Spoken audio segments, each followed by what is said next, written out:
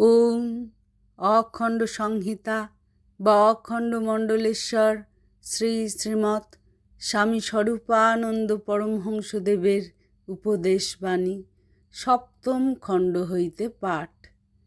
রামচন্দ্র কেন কাঁদিয়াছিলেন? শ্রীযুক্ত গিরিশ জিজ্ঞাসা করিলেন, রামচন্দ্র কেন সীতার শোকে কেঁদেছিলেন? শ্রী শ্রী বাবামণি বলিলেন, যে জন্যই কেঁদে থাকুন, সাক্ষ্য দেবার জন্য, আর তিনি তোমার সামনে নেই। সুতরাং তাঁর এ কান্নাকে এমনভাবে ব্যাখ্যা দাও যেই ব্যাখ্যায় তোমার লাভ হয়। প্রশ্ন, কি ব্যাখ্যা দিব? তিনি মহাচ্ছন্ন হয়ে সাধারণ জীবের মতো শোকাশ্রু বিসর্জন করেছিলেন?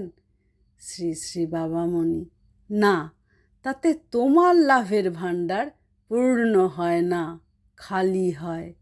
স্বামী হিসাবে স্ত্রীর জন্য তিনি অশ্রু বিসর্জন করে তাঁর কর্তব্য পালন করেছিলেন।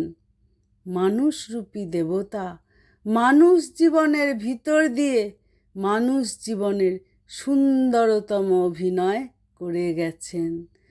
মানুষ জীবনের এ অভিনয় তাঁর কত কোমল, কত করুণ।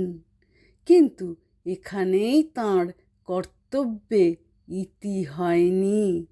তিনি রুদ্র রূপ ধারণ করে স্ত্রীকে উদ্ধারের জন্য সমরাঙ্গনেও অবতীর্ণ হয়েছিলেন। মহৎ জীবনের ভালোটুকুই খোঁজো। শ্রী শ্রী বাবামণি বলিলেন, কর্তব্য পালন আর অন্তরের ধৈর্য, এই দুইটি জিনিসের মধ্যে সাধারণ মানুষেরা সামঞ্জস্য স্থাপন করতে পারে না। যোগীরাই পারেন, ঋষিরাই পারেন, সাধকেরাই পারেন। এই জন্য লোকে তাঁদের অবতার বলে পূজা করতে পর্যন্ত কুণ্ঠিত হয় না। মহৎ জীবনের আচরণগুলিকে যতটা সম্ভব নিজ লাভের দিক দিয়ে বিচার করো। হিমালয়ের পাথরে ফুটো খুঁজে বেড়ানো আর কাঞ্চনজঙ্ঘার বরফের মাঝে কালো দাগ খুঁজে বেড়ানো কিন্তু লাভের ব্যাপার নয়। চাঁদের জ্যোৎস্নায় আমার লাভ আছে, শশচিহ্নে কোন লাভ?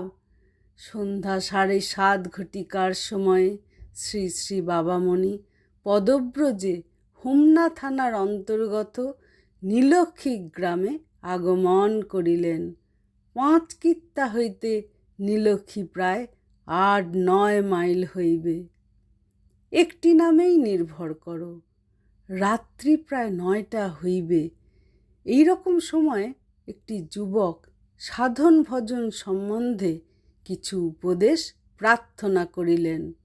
শ্রী শ্রী বাবামণি বলিলেন, ভগবানকে ডাকতে তাঁর একটিমাত্র নামের উপরে সম্যক নির্ভর করো।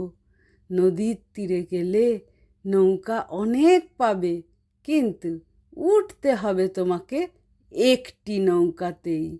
2 নৌকাতে পা দেওয়ায় কোনো লাভ হবে না।